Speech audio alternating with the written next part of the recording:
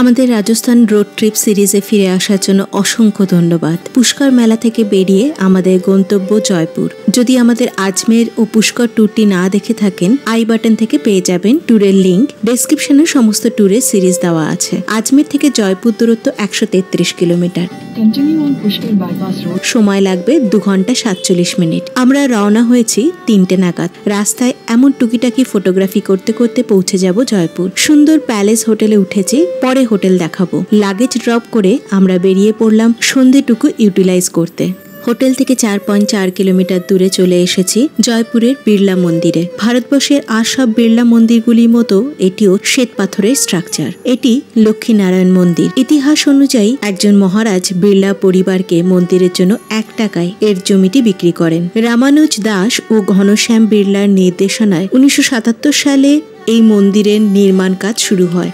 1988 সালের 22 ফেব্রুয়ারি মন্দিরটি উদ্বোধন হয়। মন্দিরের অভ্যন্তরে ক্যামেরা নিষিদ্ধ, তাই জানিয়ে রাখি ভেতরে রয়েছে লক্ষ্মীনারায়ণ গণেশ। মন্দিরে 4টি সেপারেট অংশ রয়েছে: গর্ভগৃহ, টাওয়ার, প্রধান হল এবং প্রবেশদ্বার। বাইরে রয়েছে পুরাণ গল্প, হিন্দু দেবদেবী, Christ, virgin Mary, Saint Peter, Buddha, Confucius এবং সক্রেটিসের মূর্তি। মন্দিরের দিকে মুখ করে নমস্কার মুদ্রায় মার্বেল মূর্তি দুটি প্রতিষ্ঠাতা রুকমণী দেবী ও ব্রজমোহন বিড়লার।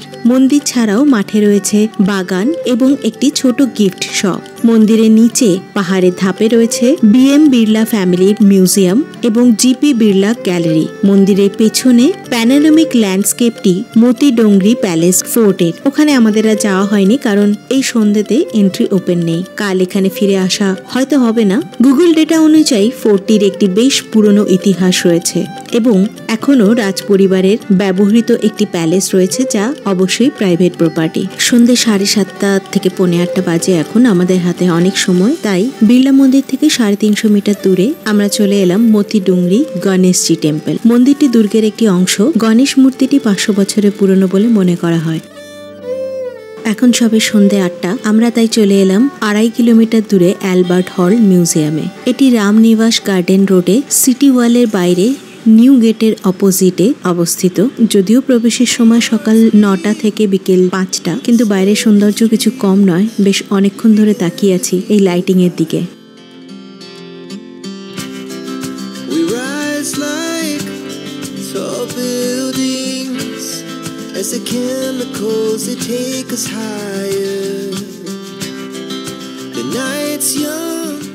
কালকের ট্যুর হয়তো এখান থেকেই শুরু করব। ইন্দো সারাসেনিক স্থাপত্যের একটি আকর্ষণীয় উদাহরণ এই বিল্ডিংটি। ভারতের উৎকৃষ্ট জাদুঘরগুলোর মধ্যে এটি একটি। 1880 সালে দ্বিতীয় সওয়াই মাধো সিং এর শিল্প আগ্রহে এখানে প্রাথমিক একটি শিল্প জাদুঘর তৈরি হয়। 1887 সালের পর মীর তুজুমুল হুসাইনের সহায়তায় আর্কিটেক্ট স্যামুয়েল সুইন্ড জ্যাকব এই বিল্ডিং এর ডিজাইন করে সম্পন্ন করেন। 9টা পর্যন্ত অ্যালবার্ট হলের সামনে থেকে আমরা এগিয়ে গিয়ে ঢুকে পড়ি দি পিঙ্ক সিটি। আমাদের গুগল ম্যাপ ডেস্টিনেশনে দেওয়া ছিল লক্ষ্মী মিষ্টান ভান্ডার। ডিনার বা কিছু খাবার প্যাকিং করে হোটেল ফিরবো, এটা ছিল প্ল্যান। কিন্তু অপ্রত্যাশিতভাবে যেখানে চলে এসেছি সেটা পিঙ্ক সিটি। যা এতদিন শুধু শোনা, তা আজ চোখের সামনে। This is called joyful surprised. রং তো চলো সকালে আরো ভালো বুঝতে পারবো, কিন্তু রাতেও এত সুন্দরভাবে সাজানো। জানা যায় মহারাজা রাম সিংহ 1876 সালে শহরটি পিঙ্ক রঙে সাজান, কেননা শহরে আসছিলেন ব্রিটেনের রানী কুইন ভিক্টোরিয়া। আমরা রয়েছি বাজার অংশে। কাল মন্দির, প্যালেস, ফোর্ট এগুলো ভালো বুঝতে পারবো। আমাদের প্ল্যান্ড ডেস্টিনেশন লক্ষ্মী মিষ্টান ভান্ডারে চলে এসেছি। ব্লগারদের মুখে মুখে বহুল পরিচিত এই দোকানটি বেশ প্রসিদ্ধ। এখানে বসলেই টের পাওয়া যায়। এদের নিজস্ব থালি অর্ডার করেছি। একটি বিশেষত্ব হলো থালি শেয়ারিং নট অ্যালাউড। শেয়ার করলে 410 টাকা এক্সট্রা দিতে হবে। তো তাই সই বসে আছি, কিন্তু আবার চমক। স্টার্টারে একটি স্যুপ দুজনকে দিয়ে যাওয়া হলো। স্যুপের উপাদান ডালের বড়ি ও পাঁপড়। অদ্ভুত না? খেতে কিন্তু মন্দ নয়। পুরোটাই প্রায় খেয়েছি দুজনে। एक boondi raita, okay, rice, okay, एक कड़ी पकौड़ा, ओके, ये दाना मेथी किशमिश का सब्जी है। किशमिश का सब्जी? हाँ, दाना मेथी किशमिश मिक्स है, गुड़ में बना हुआ है। एक केर सांगरी, ये भिंडी मसाला, ये गट्टे की सब्जी, गट्टे की सब्जी, ये दाल हो गया, ये आटे का चूरमा, ये बेसन का चूरमा, अच्छा, ये घिया का हलवा, हाँ लौकी दूधी का, एक प्लेन बाटी, ये मसाला बाटी, दोनों को क्रश करना है, दोनों मिक्स करिए, दाल बाटी चूरमा, दाल बाटी, अच्छा ये मिशी रोटी हो गया, तंदूरी रोटी हो गया, ये सब दूसरा, ये पापड़, থ্যাংক ইউ। দুজনে শেয়ারিংয়ে এরা থালির কস্টিং করলো 1300 টাকা। ঠিক আছে, রাজস্থানি শাহী থালির এক্সপিরিয়েন্স। রাজস্থানে এবং এই দোকানে যেটা বিখ্যাত তা হলো ঘেভার। কিন্তু আমরা ডিসাইড করলাম এত বড় মিঠাই এত আগে না কিনে আরেকটু পরে বিকানেরে গিয়ে কিনবো, যাতে বাড়িতে নিয়ে যেতে পারি। ডিনার ডান, হোটেলে ফেরার পালা।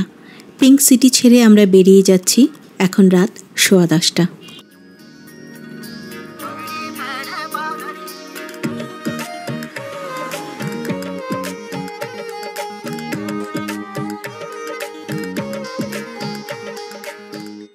আজকের ট্যুর এখানেই শেষ। কালকে ট্যুর শুরু করব আমাদের হোটেল দিয়ে, তারপর পিঙ্ক সিটি ট্যুর।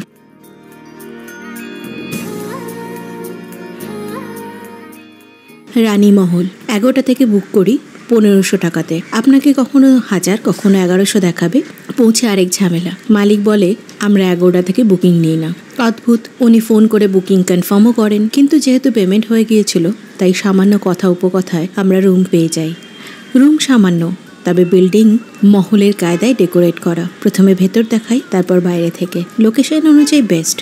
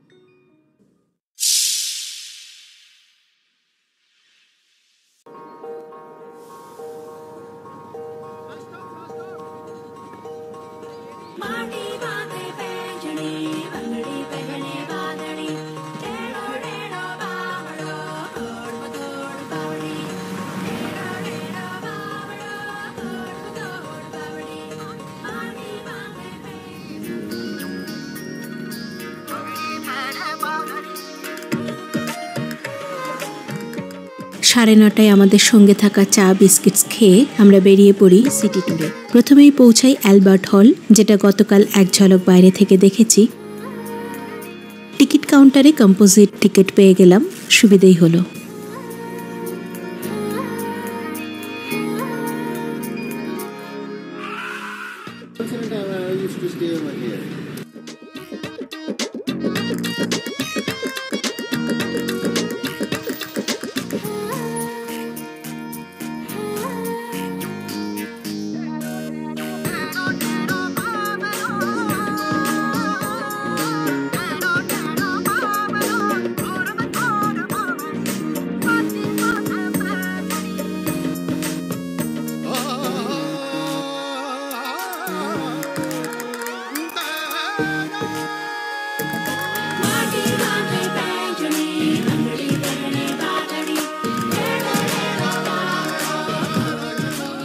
ভেতরে ফটোগ্রাফি ভিডিওগ্রাফি অ্যালাউড, কিন্তু mobile stand, tripod, shooting lights not allowed. অনেক কিছু আছে ভেতরে। আমরা প্রায় 1 ঘন্টা নিয়ে দেখেছি। হিস্ট্রি স্টুডেন্টদের জন্য বেস্ট প্লেস এটা। এর উপর একটা আলাদা ভিডিও তৈরি করা সম্ভব। আমি আর আপনাদের বোর করব না। আলাদা ভিডিও চাইলে কমেন্ট বক্সে জানাতে পারেন, আমি বানিয়ে দেব। যথেষ্ট তথ্য ও ভিডিও রয়েছে আমার সঙ্গে। চোখে পড়ার মতো একটা জিনিস দেখিয়ে মিউজিয়ামটু শেষ করছি। একটি বাদ্যযন্ত্র, দি বিগেস্ট রেভাব। রেভাবকে নাকি লায়ন অফ ইনস্ট্রুমেন্ট বলা হয়। আপাতত ঘন্টাখানেক থেকে আমরা চলে এলাম ব্রেকফাস্টের জন্য।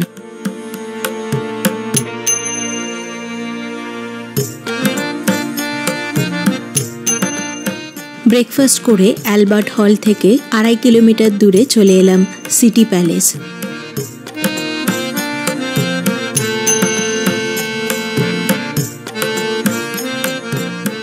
এর প্রবেশ মূল্য অন্য,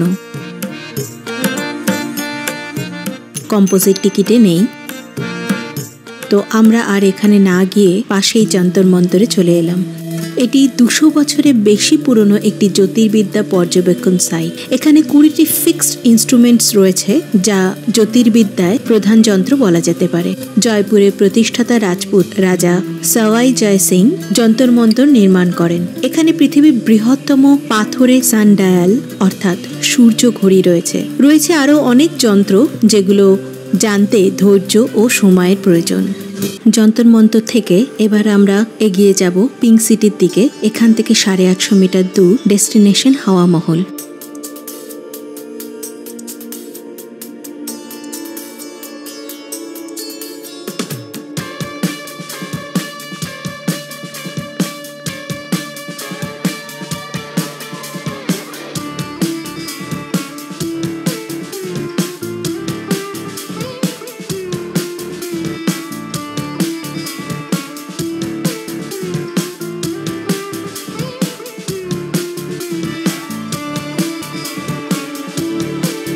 হাওয়া মহল এটি সিটি প্যালেসের এক্সটেনশন হিসেবে তৈরি হয় 1799 সালে। যে রাজা জয় সিংয়ের নাম বারবার উঠে আসছে, সেই মহারাজার নাতি রাজপুত শাসক সওয়াই প্রতাপ সিং তৈরি করেন। সময় শুরু হয়েছিল রাজনারীদের পর্দার আড়ালে থাকার যুগ। তাই রাজনারীরা যাতে রাজ সড়কে জনতার কার্যকলাপ, রয়্যাল প্রসেশন এসব থেকে বঞ্চিত না হন, তাই সড়কের পাশে এমন মহল তৈরির পরিকল্পনা। হাওয়া মহল নাম কারণ এই মহলে বাইরের ওয়ালের জানালা 953টি, সুতরাং হাওয়া এই মাথা থেকে ও মাথা ভীষণভাবে খেলা করে। এবং বাইরের জনতা যাতে রাজনারীদের দেখতে না পান, জানালা মৌচাকের ডিজাইনে জালি নির্মাণ করা। প্রাসাদে 5টি তলা রয়েছে এবং তাও শ্রীকৃষ্ণের মুকুটের মতো করে, কেননা সওয়াই প্রতাপ সিং ছিলেন শ্রীকৃষ্ণের একনিষ্ঠ ভক্ত। আমরা 2টি প্রবেশ দরওয়াজা আনন্দপুল, চন্দ্রপুল, এই উঠান সে উঠান পেরিয়ে ভিড়ের সঙ্গে ভেতরে প্রবেশ করে গেছি এবং দেখতে দেখতে বিচিত্র মন্দির, প্রকাশ মন্দির পেরিয়ে একেবারে টপে হাওয়া মন্দিরে।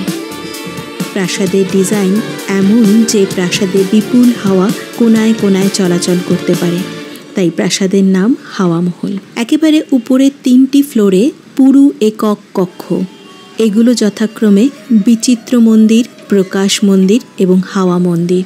মহারাজা বিচিত্র মন্দির ফ্লোরে কৃষ্ণের সাধনা বা পূজা করতেন। প্রকাশ মন্দির দুপাশে 2টি খোলা ছাদ, কিন্তু কোনো সিঁড়ি নেই। র্যাম্প করা আছে রাজনারীদের পালকির জন্য। জয়পুর সিটি ট্যুর হাওয়া মহল দিয়ে শেষ। এরপর আমরা চলে যাব আমের ফোর্টের দিকে। এটি জয়পুরেই, সিটি থেকে 7.5 কিলোমিটার দূরে। দিনের পরের ভাগের এই ট্যুরটি আমি পরের ভিডিওতে রাখছি, এতে ভিডিও ক্লামজি হয়ে যাবে না।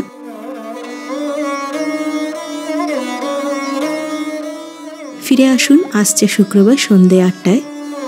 ভালো থাকুন, ভালো রাখুন।